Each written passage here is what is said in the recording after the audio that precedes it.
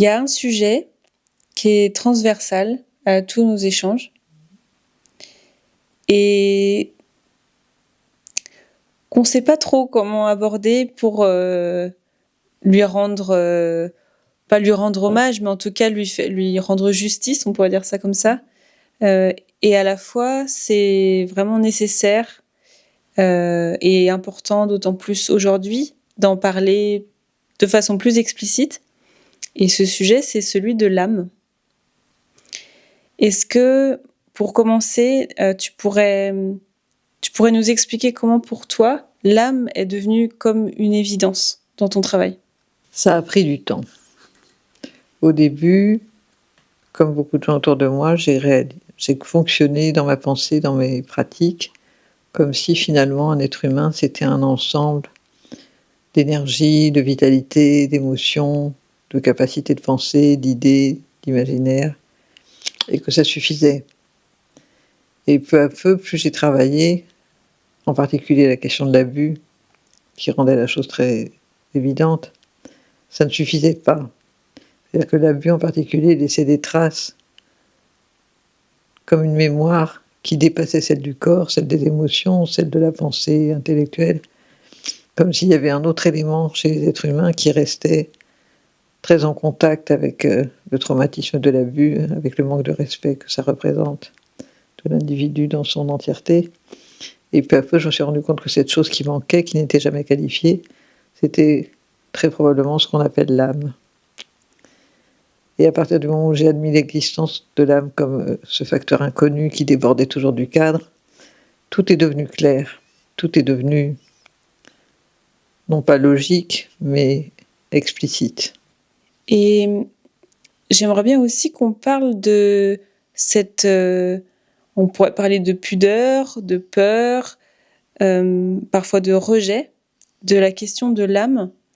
C'est quelque chose dont on a pu discuter aussi hors caméra, parfois du fait que c'est difficile dans le quotidien de simplement mentionner l'âme, comme si c'était un tabou ou quelque chose qui tout de suite nous fait basculer sur des questions de spiritualité ou qui sont plus légitimes aujourd'hui ou pas dans ce cadre-là.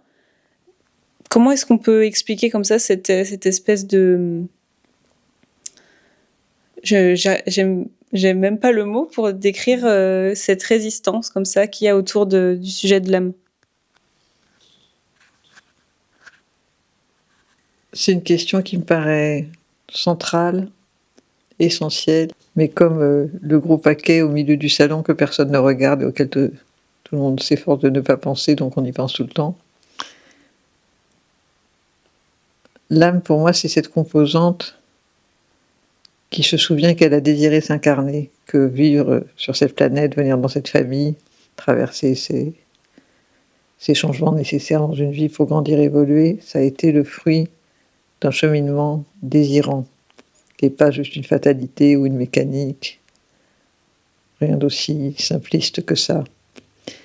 Et si l'âme est tellement refoulée dans certains groupes sociaux, tellement assimilée finalement à une sorte de naïveté, de croyance, d'infantilisme presque parfois, c'est probablement justement parce qu'elle est d'une certaine manière la part la plus dangereuse, la plus incontrôlable d'un être humain, la part la plus susceptible d'évoluer, de prendre conscience, d'apprendre par elle-même, mais elle est aussi celle qui est la plus à même de souffrir. Et nous avons très peur de souffrir, bien sûr. Et c'est important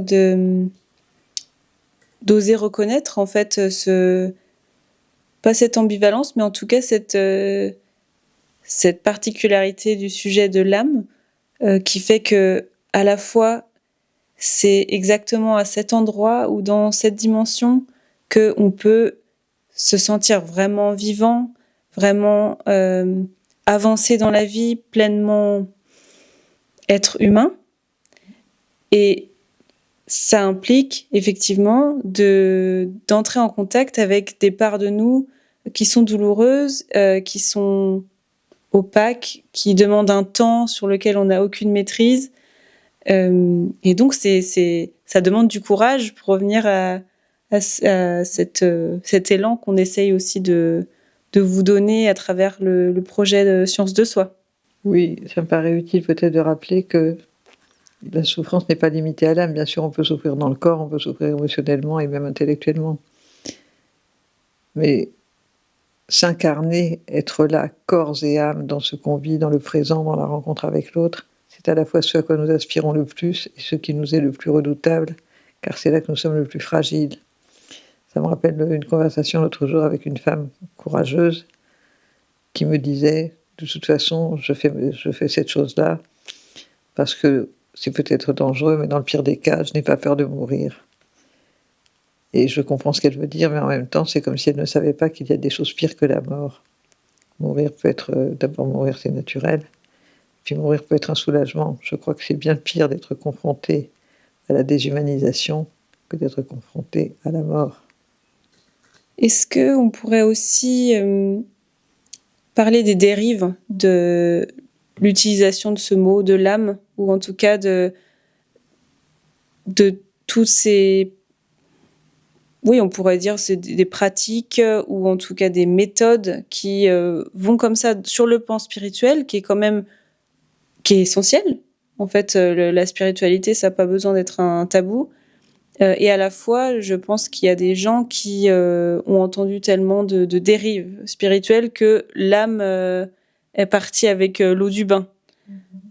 Est-ce que toi, tu aurais comme ça des clés peut-être pour essayer d'identifier lorsqu'on est vraiment sur le sujet vraiment profond, sincère de ce que veut dire être humain, et lorsqu'on est sur toute autre chose? Nous allons prendre 2 heures pour répondre à cette question. Je crois qu'il y a eu, en tout cas si je parle pour moi, je pense qu'il y a eu beaucoup de confusion au début de ma vie entre la notion de sensibilité et la notion d'âme. J'ai cru qu'être sensible, c'était forcément être en contact avec son âme. Et maintenant, avec le recul de l'expérience, il me semble que la sensibilité, c'est comme une sorte de premier contact avec l'âme. Mais ça ne suffit en rien. On peut très bien être sensible à la beauté, à la musique, à l'esthétique, disons, plutôt à l'esthétique qu'à la beauté d'ailleurs, et être par ailleurs une personne parfaitement immorale, cruelle, jouissant de torturer autrui, ça s'est vu. Ce que moi l'expérience m'a appris, c'est que l'âme est comme un chat. On peut lui donner absolument envie de fuir, on ne peut jamais l'obliger à venir. Mais l'âme, c'est comme vraiment la continuité de ce projet d'avant la naissance, d'avant peut-être même la conception, et qui dit « j'ai du désir pour venir sur la terre, j'ai du désir pour venir rencontrer les humains, j'ai du désir pour l'alliance ». L'alliance est, je pense, la vocation de l'âme.